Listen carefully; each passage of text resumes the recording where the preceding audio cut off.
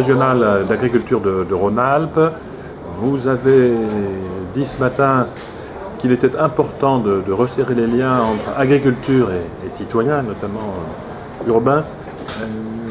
Où est-ce qu'on en est et quelles actions, par exemple, et pourquoi l'importance de ce resserrement de liens qui se sont distendus? Si vous voulez, il y a quelques années, chacun avait dans sa famille le père, le grand-père, l'arrière-grand-père qui était agriculteur. Donc il y avait un lien très proche, les racines étaient là. Aujourd'hui, tout ceci s'est bien éloigné. Et entre le consommateur citoyen, parce que je ne les dissocie pas, entre le consommateur citoyen et l'agriculteur, le producteur, il faut vraiment que l'on développe à nouveau une communication pour éviter toutes les incompréhensions. Alors, de quelle manière? Est-ce que le monde agricole est bien connu et quelles sont les ambiguïtés ou les incompréhensions principales? Alors, les ambiguïtés, elles sont nombreuses parce que la première, c'est que justement, la cote de popularité des agriculteurs est très élevée dans la population. Et chaque fois qu'il y a quelque chose qui ne va pas, cette même population se retourne en disant oui, ce sont les agriculteurs, etc. etc. Donc, je ne sais pas comment il faut s'y prendre. C'est compliqué. Les campagnes de communication classiques ne sont pas forcément peut-être le meilleur outil, d'autant plus que vous savez comme moi que pour communiquer, il faut un émetteur et un récepteur. Ça, c'est la base. Ce qu'il faut surtout, c'est qu'ils soient tous les deux sur le même canal.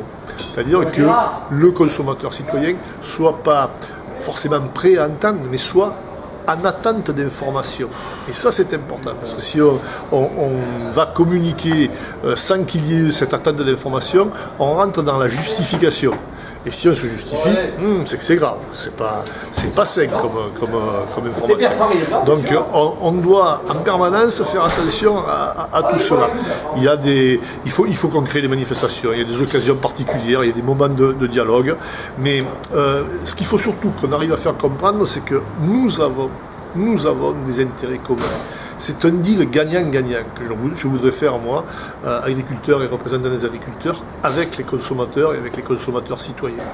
On a tous intérêt à ce que la campagne soit belle, accueillante, etc. On a tous intérêt à ce que l'on laisse un outil à nos enfants le plus opérationnel possible. Et on a intérêt surtout à ce que dans les assiettes de chacun, il y ait des produits de qualité, qui ont du goût et qui ont une qualité sanitaire irréprochable. Voilà le pari. Alors, est-ce que la Chambre régionale va prendre des initiatives dans ce sens? Est-ce qu'il y a des idées qui n'ont pas encore été mises en œuvre, qui peuvent sortir? Il y a certainement beaucoup d'idées qui n'ont pas encore été mises en œuvre. J'espère qu'elles vont sortir. C'est un domaine dans lequel il y a un investissement financier important à faire. C'est un moment où les budgets à la Chambre régionale et ailleurs sont plutôt contraints. Et ça nous pose quelques inquiétudes. Donc il faut qu'on fasse fonctionner la matière grise dans tous les sens, à savoir qu'est-ce que l'on peut faire d'efficace et de bon marché. C'est un challenge. Très bien, je vous remercie. C'est moi.